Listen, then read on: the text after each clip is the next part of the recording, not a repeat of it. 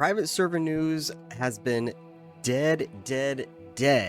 Now can you all blame me of why I took up sections of that live stream and kind of like spread it throughout 2 weeks? Because that meant there would have been 3 weeks of no news if I had not done that. Anyway, we did finally get something out of Project Epoch. So if we go over here, we have their monthly update. Now, I've been skipping most of their updates from the last 6 months because most of them pretty much say the exact same thing. Oh, we're still working on bugs, which is what you see here in the first paragraph. But we're going to be skipping that because it's the same as always. And we're going to be going to this. We have PvP updates, mostly to do with the flagging system. We have a new, reputation, rather, for the Horde, while the Alliance will get their own, but it's already in the lore. You'll see that in a second.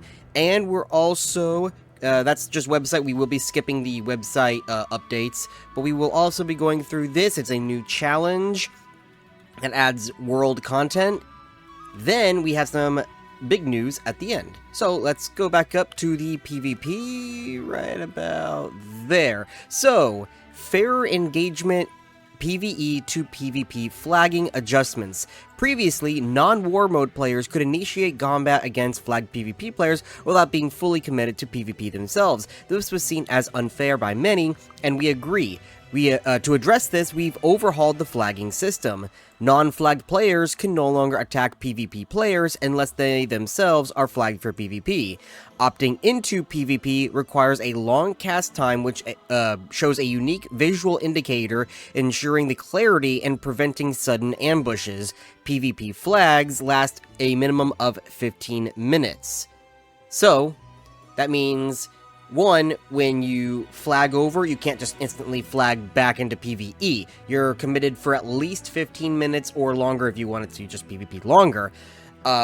They show this little video here. It's basically, you know how sometimes people kind of cheese the system and kind of get you to click on them to flag yourself or run into your AoE or something to kind of trick you into flagging you? Well, they've completely overhauled that system, so as you see this video, I don't know, there's no sound. This person is right now flagged for PvE. They go to try to click on them, can't click on them now, and they go to do an AoE, can't flag them anymore.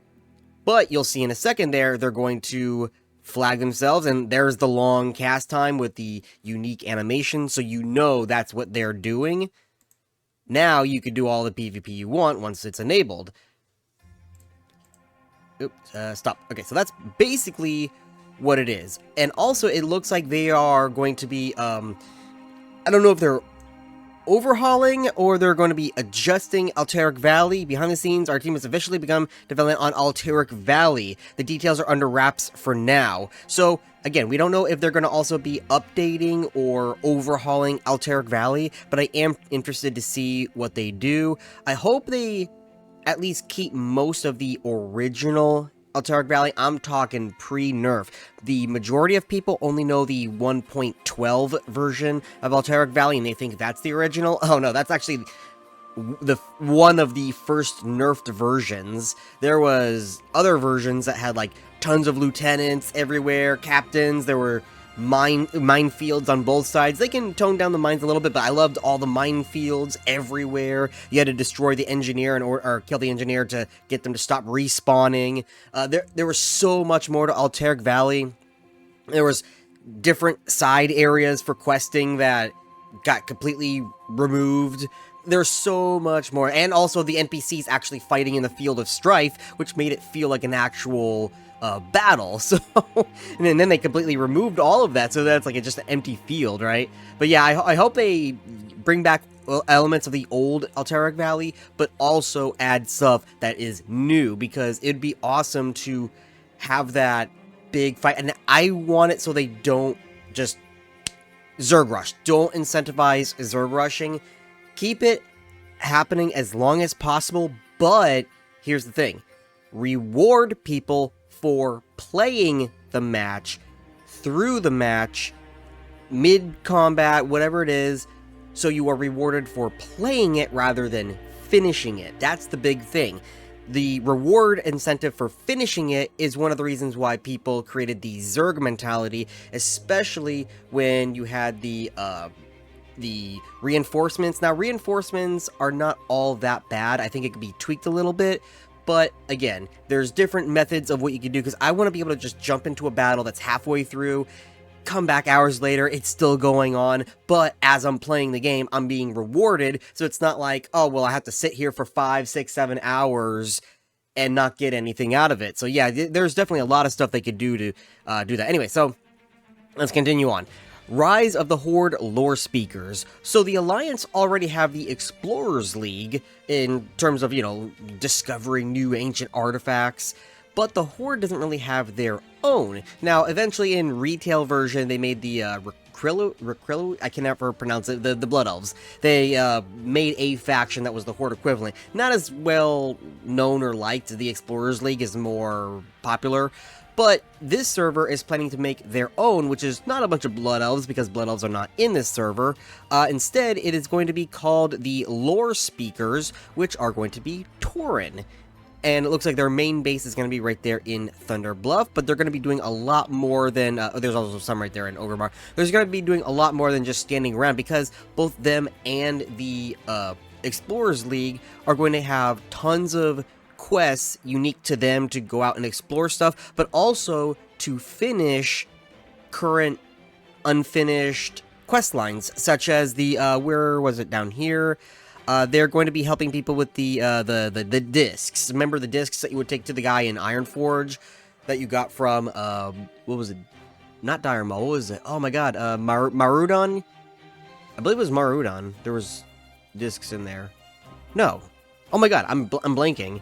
Anyway, oh, I remember, it was Uldamon. Uldamon, that's what it was. At the end of Uldamon, you have the discs.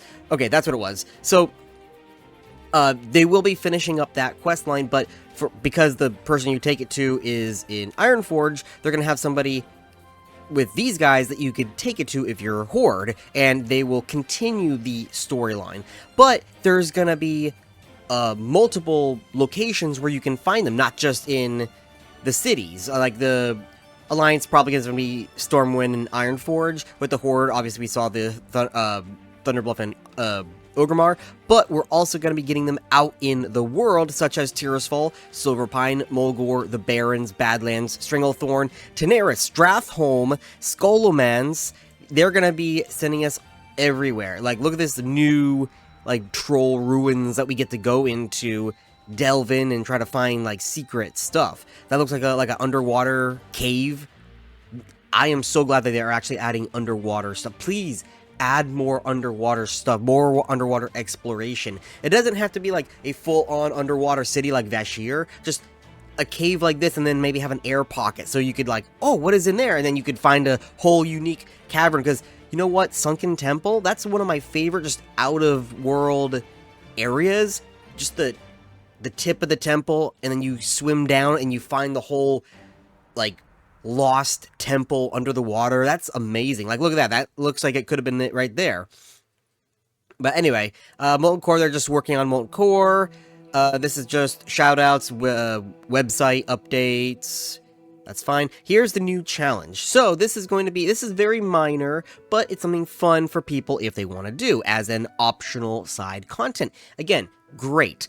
Add more side optional content for people to do other than just raids and dungeons, because frankly, that gets boring, especially when that's the only thing to do at endgame. So adding this that you could do at any level is perfect. What is it? It's called the, I can actually not pronounce this, it's the Numismatis Challenge, and there's the achievement there right under the level 60, where basically in the world, there are, 40 coins waiting to be discovered. Some of them, it looks like you could just find them, and others you would get them from quests. But you could collect 40 of them and turn them in for a reward. What do you get? Another coin and an achievement. But I'm pretty sure there's going to be more to it than just that. But either way, it's a fun little collection thing for people to just go out and try to find all of them as, yeah, again, side optional content. You can see right there, like, you're finding rare coins, the Gilnean crown, the Pandaren yen. So what it is it's a guy who's collecting coins, and you find rare, unique ones. That's not a standard Horde or Alliance gold piece. So that's actually going to be very interesting to see all the different unique ones that they come up with.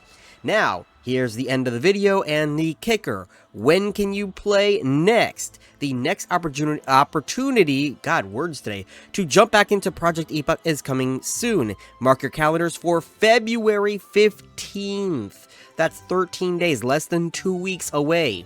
But this is going to be a 3.5 beta, okay? And it will only be available for 4 days. But that's not all. Wait, there's more! After that, we will have one more play session at the beginning of March as a final stress test. So, these 4 days are to make sure all of the major bugs that we found in the last beta, which was pretty bad if you ask me, we're going to make sure all the big bugs are gone, and then the stress test to make sure servers can handle the stability. And you know what that means? Shortly after, we will be getting the final release. So, if I had to make a new estimate, because my original estimate from last year this time was that right now would have been the actual opening, but of course they got delayed after the last beta test. So my new prediction is probably going to be about summertime. We will be getting the final 1.0 launch of this server. It's been, God, like 3 years now I've been covering this server.